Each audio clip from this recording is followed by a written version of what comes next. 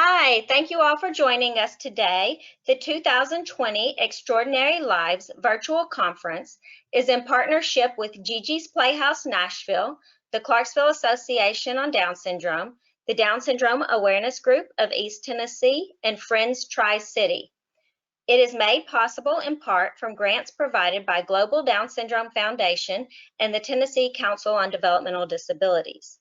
In order to ensure we are meeting the requirements of our grants, I would like to ask that you please take the time to complete the survey at the end of the webinar.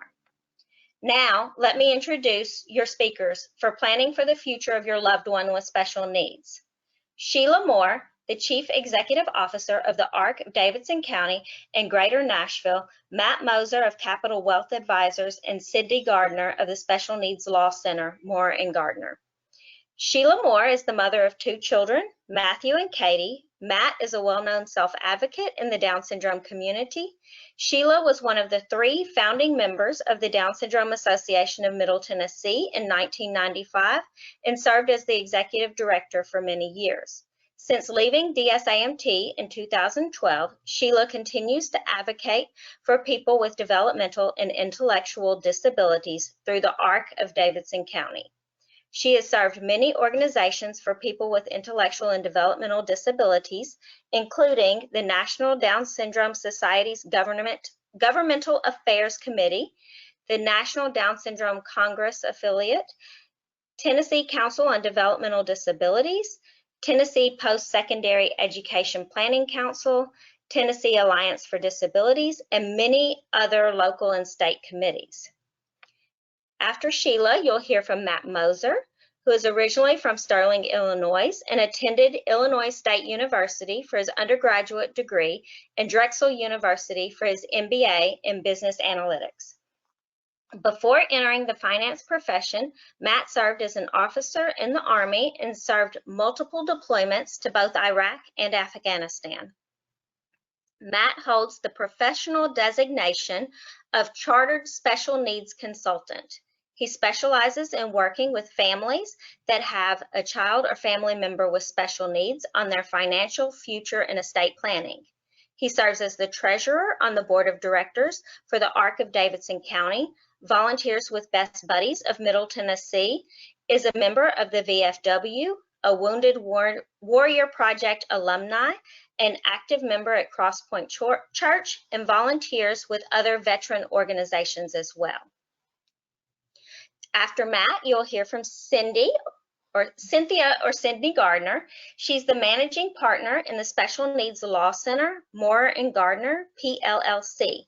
The firm practices exclusively in the area of conservatorships, special needs trusts, wills, and SSI eligibility for families of individuals with disabilities throughout the entire state of Tennessee.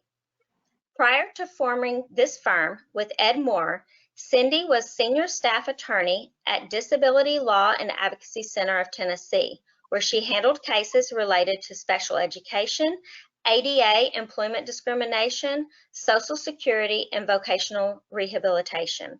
She attended law school at Oklahoma City University College of Law while owning and operating a restaurant which employed young adults with intellectual impairments.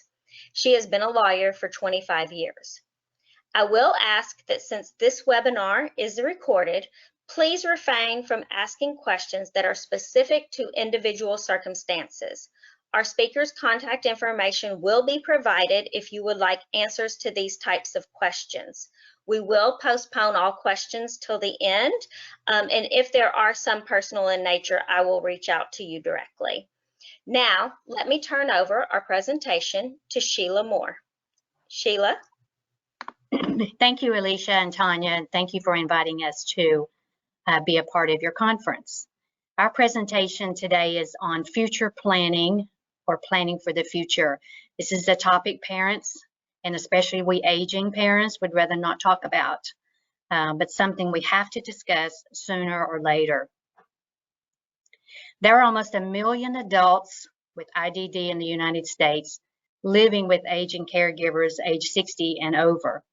In approximately 2/3 of these families, there is no plan for the individual's future. So we want to help you get motivated and create your plan. This plan is for a person with IDD to lead a good life as independently as possible, and a plan that includes all stages of life, especially in the future after the parent or the caregiver is no longer able to provide support. The ARC-US did a survey, a national survey about 5 years ago, and I hope some of you participated in that. And here are some of the results. I wasn't shocked to see these results, but yet I was. We all know someone in one or more of these categories, and I am a parent and I find myself and my family in one or more of the categories. 71% of the people with IDD live with a family caregiver age 60, or live with a family caregiver. And this is the results of the ARC-US National Survey. 25% of those live with a caregiver that is 60 years old or older. 35% live with caregivers 41 to 51 years old. And out of the survey, 88% of these families experience physical strain in caring for their loved one with IDD. And this is no surprise that 81% of these families experience financial strain. So knowing what we know on a national level and knowing what our survey just indicated, and that 2/3 of the families have no plan, then why are we as parents and caregivers not moving forward with creating a plan? Well, we just don't want to think about it. We don't want to think about our own mortality. We have to, how many times have we as parents prayed and asked God to let us live just one day longer than our family member with IDD? I would dare say that all of you on this call have wished that and prayed for that. They're trying to figure out the legal and the financial options can be overwhelming. Lack of resources and options, and afraid to burden the siblings. If siblings have no idea what you've planned, or that there is no plan at all, it is even more burdensome to them. Oftentimes there's a restricted social network, particularly among older caregivers. And then often the aging and disability agencies in our states will not collaborate. But I have to say, here in Tennessee, the aging and disability agencies have many workshops that have been available. So in this session, we hope to give you some tools to help you create your plan. When we talk about creating a plan for a person with IDD, we must include the person.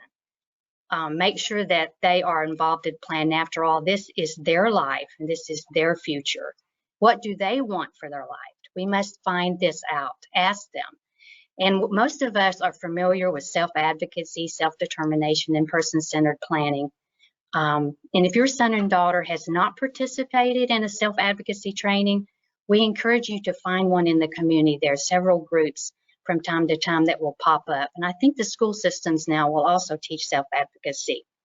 And then self-determination is the power to make independent decisions, making decisions with supports and that provide input on decisions that other people will make about your life.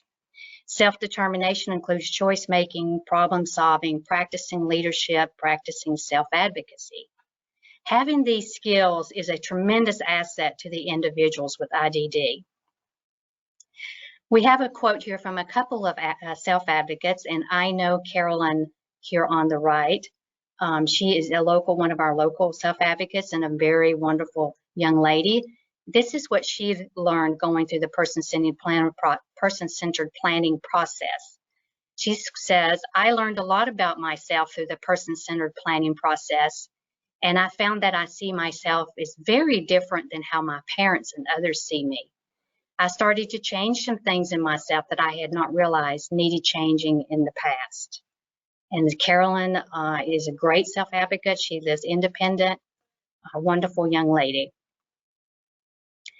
So the ARC of the United States created a Center for Future Planning. It's on their website.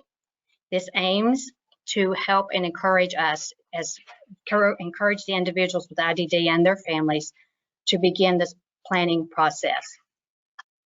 You can build your own plan, and it's a tool that has been practiced. I mean, the ARC-US is shared with a lot of families across the United States. I've worked with several families here in Nashville also in working with this plan. When you go online, look around for the site. You can search for it, or it's down at the bottom the last time I looked at the site. There are several short videos to help you and to hear from other parents. And then when you're ready to begin, just click and build up in the corner, and you can start your plan. You will have your own login and your own password. You can share this with family members and anyone else that you want to include or add to the plan.